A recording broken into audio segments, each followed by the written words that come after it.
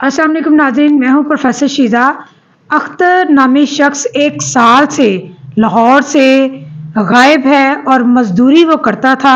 अड्डों पर अक्सर खड़ा होकर मज़दूरी का काम करता था। 28 साला अख्तर 1 साल से गायब है। हमारे साथ अख्तर की वालदा मौजूद हैं, जो कि मौलिया चिश्ती से यहाँ लाहौर तशरीफ़ लाई हैं अपने बेटे की इल्तिजा करने के लिए। तो आइए इनसे पूछते हैं कि वो 1 साल से कहाँ गायब है और इनको क्यों नहीं पता चला, और अब आकर इनको कैसे पता चला है, कौन सी इत्तला आई है कि उसको मार दिया गया है या मार दिया जाने वाला है, जिस वजह से ये जगह जगह पे इल्तिजाएं करती फिर रही हैं।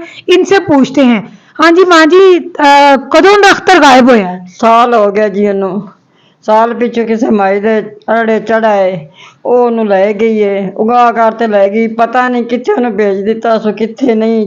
ਚੌਥੇ ਮਹੀਨੇ ਉਹਦਾ ਫੋਨ ਆਇਆ ਹੈ ਵੀ ਮੈਂ ਬਾਹਰ ਦੇ ਮੁਲਕ ਹਾਂ, ਕੋਈ ਪਤਾ ਨਹੀਂ ਹੈਗਾ ਕਿਹੜੇ ਮੁਲਕ 'ਚ ਹੈ ਕਿਹੜੇ 'ਚ ਨਹੀਂ ਹੈ। और तानू कदों पता चलिया? ਸਾਨੂੰ 3 ਮਹੀਨੇ पता चला सी। ओदा अपना आप फोन किया अख्तर ने? ਕੀਤਾ ਅਖਤਰ ਨੇ, ਸ਼ਮੀਮ ਅਖਤਰ ਨੇ ਫੋਨ ਆਪ ਕੀਤਾ ਸਿਰ ਖਵਾ ਦੋ। ਮੈਂ ਗਾਇਬ, ਮੈਨੂੰ ਉਹਨਾਂ ਫੜ ਲਿਆ, ਮੈਨੂੰ ਉਹਨਾਂ ਡੱਕ ਦਿੱਤਾ। ਮੈਂ ਉਹ ਨਹੀਂ ਆ ਸਕਦਾ, ਜਿਹੜਾ ਕੋਈ ਹੱਲ ਹੁੰਦਾ ਨਾ ਉਹਦਾ ਕਰ ਲਓ। उस तो बाद फिर तुसी की कीता? किथे किथे जाके अपनी इल्तिजा की? ਲਾਹੌਰ ਸਾਰਾ ਬਾਹਰ, ਸਾਨੂੰ ਨਹੀਂ ਪਤਾ ਵੀ ਕਿੱਥੇ ਹੈ ਤੇ ਕਿੱਥੇ ਨਹੀਂ। किनू किनू जाके तुसी दस्या कि मेरे पुत्र नू लभ दिओ या कुछ कर दिओ?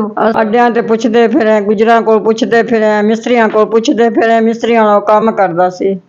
ਆਗਾ ਕਿੱਥੇ ਚਲਾ ਜਾਣਾ, ਗਾਇਬ ਹੋ ਗਿਆ, ਪਤਾ ਨਹੀਂ। फिर उस तो बाद किन्नी किन्नी देर बाद तुहाडा ਉਹਦੇ ਨਾਲ ਰਾਬਤਾ ਹੋਇਆ ਹੈ? ਸਾਡਾ ਰਾਬਤਾ ਜੀ 3ਰੇ ਮਹੀਨੇ ਚ ਹੋਇਆ ਹੈ। ਉਸ ਤੋਂ ਉਹ ਸ਼ਾਦੀशुदा ਸੀ? ਸ਼ਾਦੀशुदा ਸੀ, ਉਹਦੇ 4 ਬੱਚੇ ਨੇ ਜੀ। ਇਹ ਬੱਚੇ ਅਖਤਰ ਦੇ ਹੀ ਨੇ? ਸ਼ਮੀਮ ਅਖਤਰ ਦਾ ਪੁੱਤਰ ਹੈ। ਆ ਬੰਦੀ ਲੜਕੀ ਹੈ, ਇੱਕੋ ਬਾਰ 2 ਬੇਟੇ ਨੇ। ਇਹਨਾਂ ਨੂੰ ਕੌਣ ਵਾਲੀ ਵਾਰਸ ਹੈਗਾ? ਇਹਨਾਂ ਨੂੰ ਕੌਣ ਜਿਹੜੀ ਦੱਪਾ ਕਰ ਤੇ ਦੇਵੇਗਾ? ਇਹਨਾਂ ਨੂੰ ਕੌਣ ਖਵਾਵੇਗਾ? ਮੇਰਾ ਬੱਚਾ ਬਸ ਯਤੀਮ ਹੈਗਾ, ਮੇਰਾ ਪੁੱਤਰ ਮੈਟਾ ਰਹਿ ਗਿਆ। ਤੁਸੀਂ 1 ਸਾਲ ਤੋਂ ਅਖਤਰ ਨੂੰ ਲੱਭਦੇ ਪਏ ਹੋ ਤੇ ਤੁਹਾਡਾ ਲੱਭਦੇ ਫਿਰਨੇ, ਸਾਨੂੰ ਨਹੀਂ ਲੱਭਦਾ ਪਿਆ ਕਿੱਥੇ ਗਵਾਚਾ ਕਿੱਥੇ ਨਹੀਂ ਗਵਾਚਾ, ਕੋਈ ਪਤਾ ਨਹੀਂ ਸਾਨੂੰ। ਆਖਰੀ ਤੁਹਾਨੂੰ ਕਦੋਂ ਇਤਲਾਹ ਆਈ ਕਿ ਉਹਨੂੰ ਮਾਰ ਦਿੱਤਾ ਜਾਏਗਾ ਜਾਂ ਕਹਿ ਦੇਗਾ? ਪਤਾ ਲੱਗਾ ਸਾਨੂੰ 4 ਦੇ ਹੋ ਗਏ ਨੇ ਆਏ ਨੂੰ। ਪਤਾ ਲੱਗਾ ਵੀ ਉਹ ਇਹ ਸਾਲ ਚ ਹੈਗਾ ਹੈ, ਵੀ ਉਹਨੂੰ ਹੁਕਮ ਆ ਗਿਆ ਹੈ ਜੀ, ਉਹ ਫਾਂਸੀ ਲੱਗ ਰਹੀ ਹੈ। ਅਗਾਂ ਦਾ ਕੋਈ ਪਤਾ ਨਹੀਂ। ਜਾਂ ਚੰਦ ਦਿਨ ਬਾਅਦ ਉਹਨੂੰ ਫਾਂਸੀ ਲੱਗ ਰਹੀ ਹੈ? ਹਾਂਜੀ, ਉਹਦੇ ਕਿ ਮਹੀਨੇ ਦਾ ਵਕਫਾ। ਜਦੋਂ ਪਤਾ ਚੱਲਿਆ ਕਿ ਉਹਨੂੰ ਫਾਂਸੀ ਲੱਗਣ ਵਾਲੀ ਹੈ, ਤੇ ਫਿਰ ਤੁਹਾਡੇ ਤੇ ਕੀ ਅਸਰ ਹੋਇਆ? ਤੁਹਾਡੀ ਕੀ ਕੈਫੀਅਤ ਸੀ? ਇਹ ਕੋਈ ਪਤਾ ਨਹੀਂ। ਤੁਹਾਡਾ ਕੀ ਹਾਲ ਸੀ ਜਦੋਂ ਤੁਸੀਂ ਇਹ ਖਬਰ ਸੁਣੀ? ਖਬਰ ਸਾਡੇ, ਅਸੀਂ ਜੀ ਮਰਨ ਚੱਲੇ ਆਏ ਵੀ ਅਸੀਂ ਯਾਦ ਆ, ਰੋਂਦੇ ਫਿਰਾਂ, ਗਲੀਆਂ ਚ ਰੋਂਦੇ ਫਿਰਾਂ। ਸਾਨੂੰ ਕੋਈ ਪਤਾ ਨਹੀਂ ਮੇਰਾ ਪੁੱਤਰ ਕਿੱਥੇ ਹੈ ਤੇ ਕਿੱਥੇ ਨਹੀਂ, ਕੋਈ ਪਤਾ ਨਹੀਂ ਸਾਨੂੰ। ਅਸੀਂ ਉਹਦੀ ਬੀਵੀ ਨਾਲ ਵੀ ਗੱਲ ਕਰਨ ਦੀ ਕੋਸ਼ਿਸ਼ ਕੀਤੀ, ਲੇਕਿਨ ਉਹ ਵਿਚਾਰੀ ਦਾ ਬੜਾ ਬੁਰਾ ਹਾਲ ਨਿਢਾਲ ਹੋ ਕੇ ਹੋਇਆ।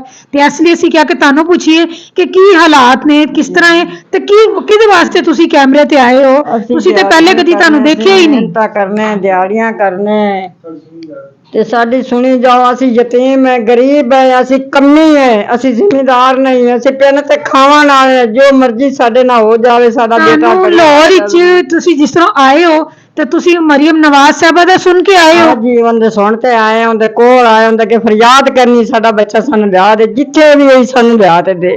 ਅਸੀਂ ਤੇਰੇ ਕੋਲ ਲੈਣਾ ਤੇ ਰੱਬ ਕੋਲੋਂ ਲੈਣਾ।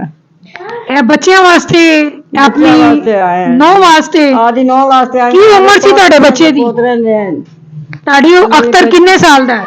ਅਖਤਰ ਕੋ 35 ਸਾਲਾਂ ਦਾ ਹੋਏਗਾ, 40 ਸਾਲ 35 ਸਾਲਾਂ ਦੀ ਹੁੰਦੀ उम्र है जी।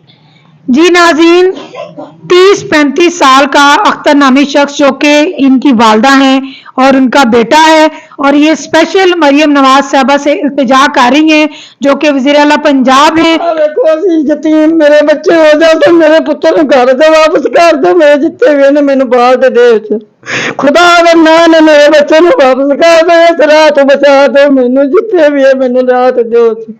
रब दा नाम है, तुहानू पीरा दा नाम है, जिंदी मनदे ने उनदा नवाजता ने, ते खुदा दे नाम ते मेरे बच्चे ने इस राह तो बचा ते मेरे को वापस कर दो, जिथे भी है। असा नहीं गल्ला, असी नहीं मेहनत दिखा दी, नहीं खादी सूर करदा जसा बता। ये एक वालदा की दिल की पुकार है। जिस तरह हमारी अपनी माएँ हैं, ये भी हमारी वालदा की तरह हम सब की माँ है।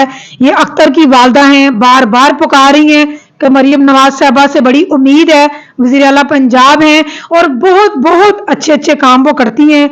तो ये गुजारिश है इनकी तरफ से भी, मेरी तरफ से भी और तमाम माओं की तरफ से कि उसका जवान बच्चा है, 1 साल से गायब तो था ही था, लेकिन अब उसकी इत्तला आ गई है कि उसे फांसी दे दी जाएगी, उसे मार दिया जाएगा। ये गिनती के 15-20 दिन है, तो इस माँ का बच्चा लुटा दें। सऊदीया में वो मौजूद है और वो जेल में है, उसकी तस्वीर स्क्रीन पे चल रही होगी, इनकी हर चीज उनका नाम चल रहा होगा। मेरा पुत्र मैनू लिया ते दिओ च जिथे असीं साडी नींद रखते आए हैं, वास्ते खुदा दे कर ते मेरा बेटा मैनू लिया ते दो, मेरे पोतरियां पोतरे यतीम हो जाते, वास्ते खुदा दे कर ते मैनू लिया ते दिओ जिथे भी है। मैं तुहाडी ताकते आई हां, खुदा दे नाम ने मेरा पुत्र मैनू दिओ च।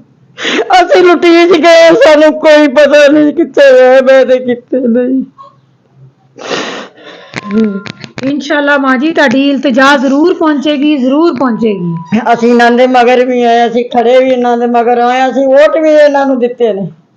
ਵਾਸਤਾ ਖੁਦਾ ਦਾ ਨੇ ਸਾਨੂੰ, ਅਸੀਂ ਮੌਲੀ ਚਿਸ਼ਤੀ ਚ ਆਏ ਆ, ਸੁਣ ਕੇ ਆਏ ਆ ਵੀ ਆ ਕੰਮ ਕਰ ਲੈਣ। ਮੇਰਾ ਬੱਚਾ ਮੈਨੂੰ ਇੱਕ ਦੋ ਚ ਭਾਵੇਂ ਸਾਡੇ ਕੋਲ ਜੋ ਮਰਜ਼ੀ ਅਸੀਂ ਪੀਣੀਏ ਖਾਈਏ ਜੋ ਮਰਜ਼ੀ ਕਰਿਓ, ਸਾਡਾ ਕੋਈ भी हल ना करे, मेरा बच्चा हल कर दो।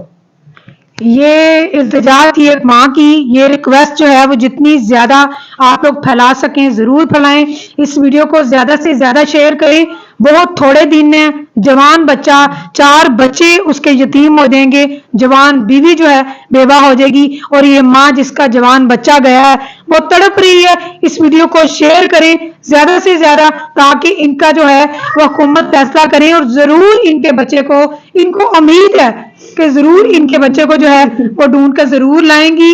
एक हम जरिया बनते हैं इनकी आवाज़ का और एक आप साथ देंगे तो हमारी आवाज़ जो है मरियम नवाज साहबा के पास पहुंचेगी, जो बहुत अच्छी हैं और बहुत अच्छे अच्छे उन्होंने काम किए हैं हुकूमत के, और ये भी उसी आस उम्मीद पे आई हैं। तो आपसे रिक्वेस्ट है कि इनके बच्चे को बाजियाब करवाया जाए, सऊदीया से वापस लाया जाए और ये एक माँ की पुकार है। मुझे इजाज़त दीजिए, अल्लाह हाफिज़।